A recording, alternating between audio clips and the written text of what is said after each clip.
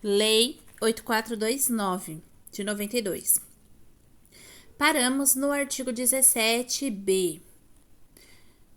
O Ministério Público poderá, conforme as circunstâncias do caso concreto, celebrar acordo de não persecução civil, desde que dele advenham ao menos os seguintes resultados.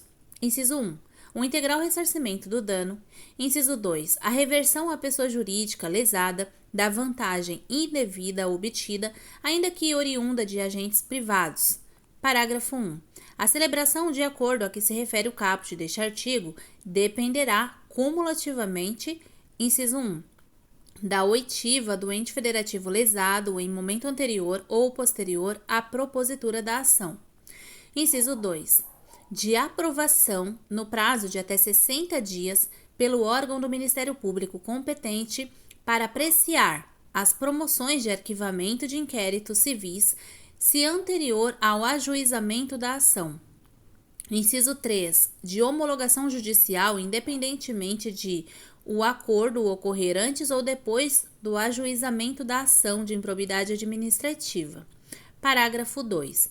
Em qualquer caso, a celebração do acordo a que se refere o caput deste artigo considerará a personalidade do agente, a natureza, as circunstâncias, a gravidade e a repercussão social do ato de improbidade, bem como as vantagens para o interesse público da rápida solução do caso. Parágrafo 3. Para fins de apuração do valor do dano a ser ressarcido, deverá ser realizada a oitiva do Tribunal de Contas competente, que se manifestará com indicação dos parâmetros utilizados no prazo de 90 dias.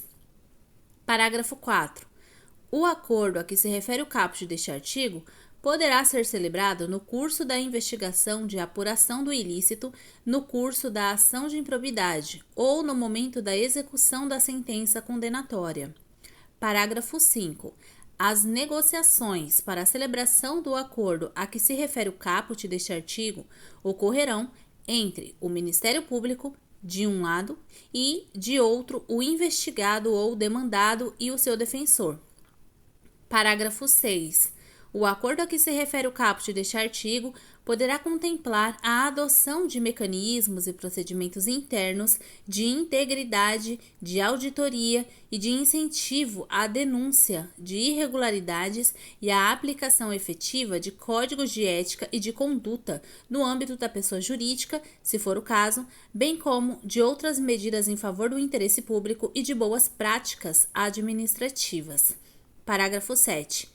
Em caso de descumprimento do acordo a que se refere o caput deste artigo, o investigado ou o demandado ficará impedido de celebrar novo acordo pelo prazo de 5 anos, contado do conhecimento pelo Ministério Público do efetivo descumprimento. Artigo 17c. A sentença proferida nos processos a que se refere esta lei deverá, além de observar o disposto no artigo 489 da Lei 13.105, de 16 de março de 2015, inciso 1, indicar de modo preciso os fundamentos que demonstram os elementos a que se referem os artigos 9, 10 e 11 desta lei, que não podem ser presumidos. Inciso 2. Considerar as consequências práticas da decisão, sempre que decidir com base em valores jurídicos abstratos. Inciso 3. Considerar os obstáculos e as dificuldades reais do gestor e as exigências das políticas públicas a seu cargo, sem prejuízo dos direitos dos administrados e das circunstâncias práticas que houverem imposto, limitado ou condicionado a ação do agente. Inciso 4. Considerar para a aplicação das sanções de forma isolada ou cumulativa. A linha A. Os princípios da proporcionalidade e da razoabilidade. A linha B. A natureza, a gravidade e o impacto da infração cometida. A linha C. A extensão do dano causado. A linha D. O proveito patrimonial obtido pelo agente. A linha E. As circunstâncias agravantes ou atenuantes. A linha F. a atuação do agente em minorar os prejuízos e as consequências advindas de sua conduta omissiva ou comissiva. A linha G. Os antecedentes do agente. Inciso 5. Considerar na aplicação das sanções a dosimetria das sanções relativas ao mesmo fato já aplicadas ao agente. Inciso 6.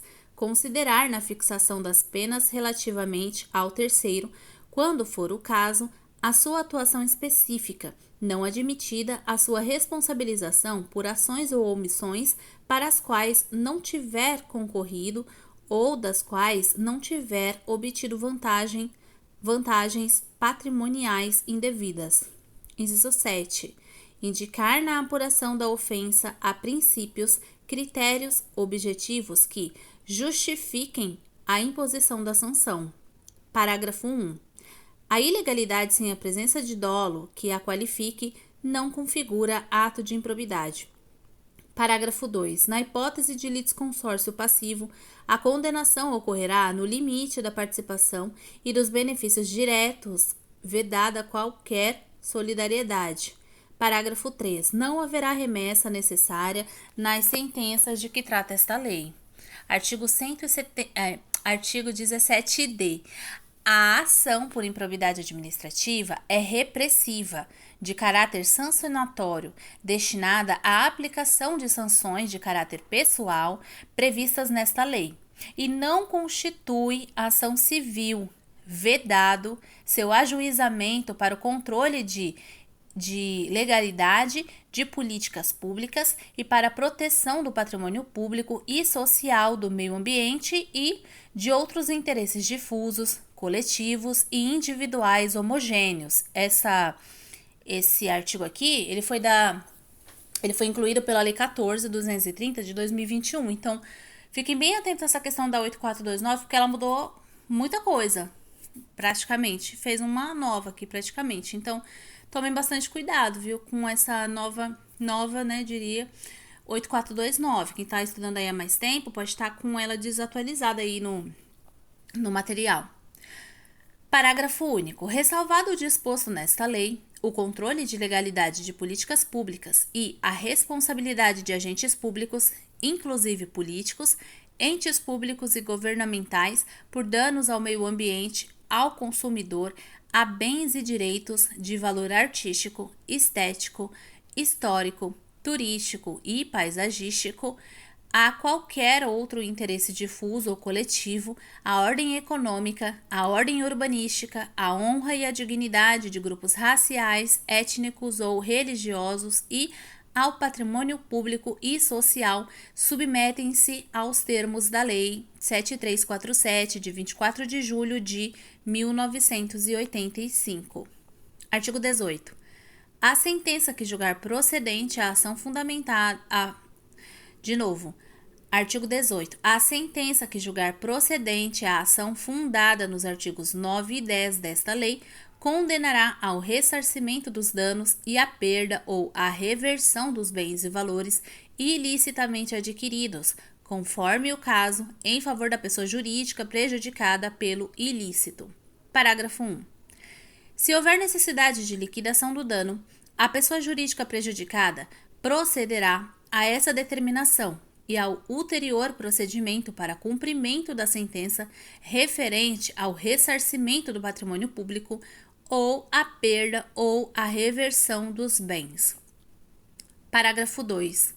Caso a pessoa jurídica prejudicada não adote as providências a que se refere o parágrafo 1 deste artigo, no prazo de 6 meses, contado do trânsito em julgado da sentença de procedência da ação, caberá ao Ministério Público proceder à respectiva liquidação do dano e ao cumprimento da sentença referente ao ressarcimento do patrimônio público ou à perda ou a reversão dos bens, sem prejuízo de eventual responsabilização pela omissão verificada. Parágrafo 3.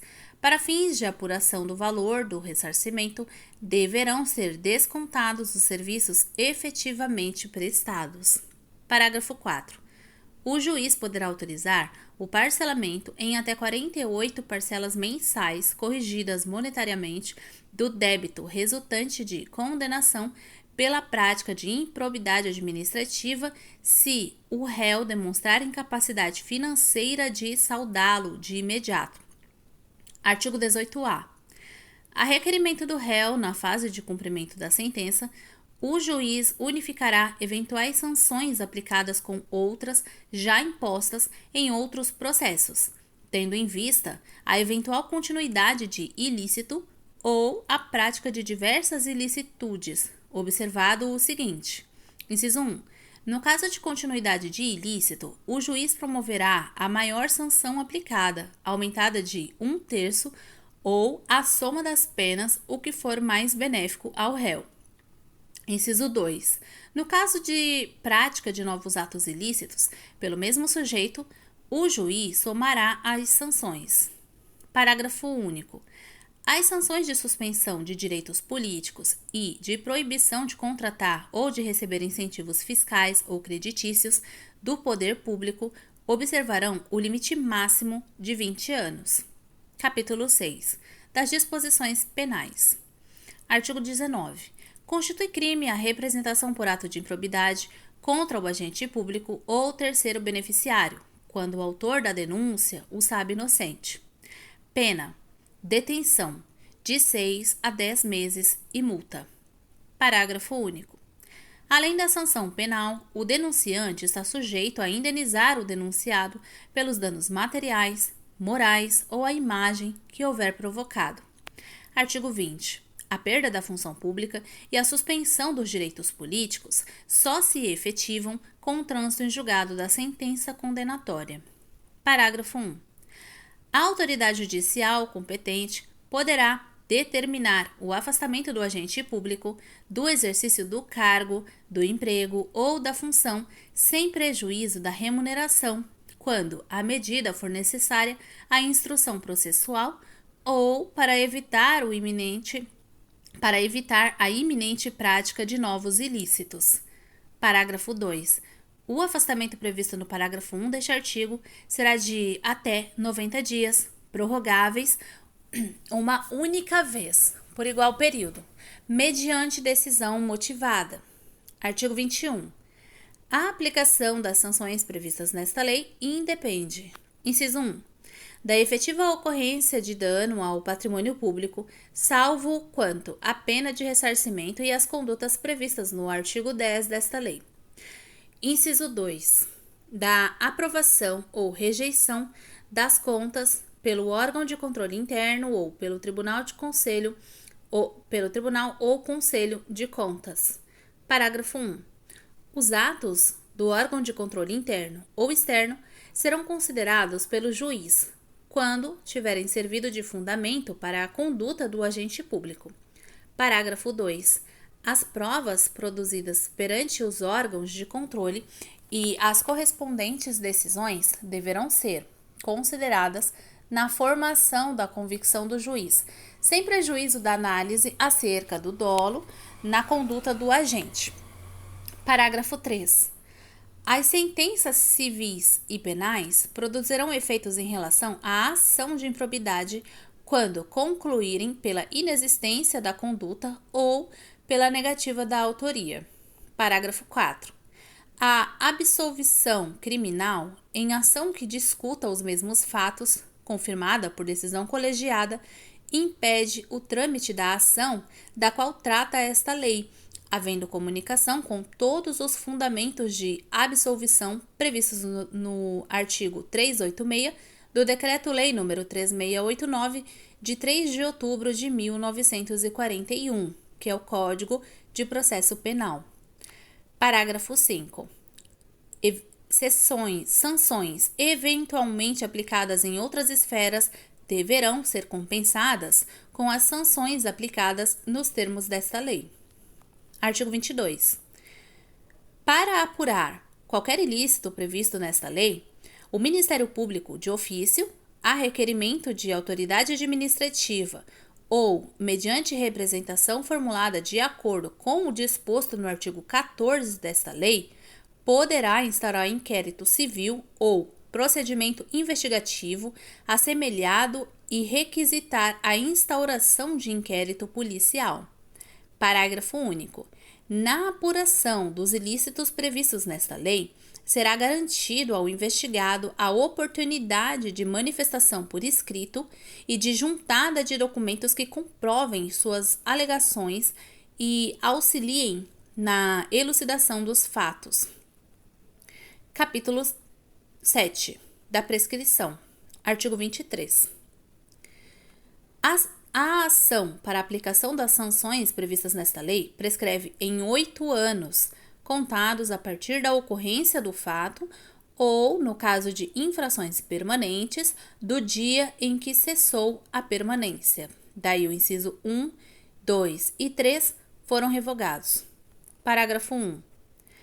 A instauração de inquérito civil ou de processo administrativo para apuração dos ilícitos referidos nesta lei suspende o curso do prazo prescricional por, no máximo, 180 dias corridos, recomeçando a correr após a sua conclusão, ou caso não concluir o processo, esgotado o prazo de suspensão.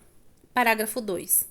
O inquérito civil para apuração do ato de improbidade será concluído no prazo de 365 dias corridos, prorrogável uma única vez por igual período, mediante ato fundamentado submetido à revisão da instância competente do órgão ministerial, conforme dispuser a respectiva lei orgânica. Parágrafo 3. Encerrado o prazo previsto no parágrafo 2 deste artigo, a ação deverá ser proposta no prazo de 30 dias, se não for o caso de arquivamento do inquérito civil. Parágrafo 4. O prazo da prescrição referido no caput deste artigo interrompe-se. Inciso 1. Pelo ajuizamento da ação de improbidade administrativa. Inciso 2. Pela publicação da sentença condenatória.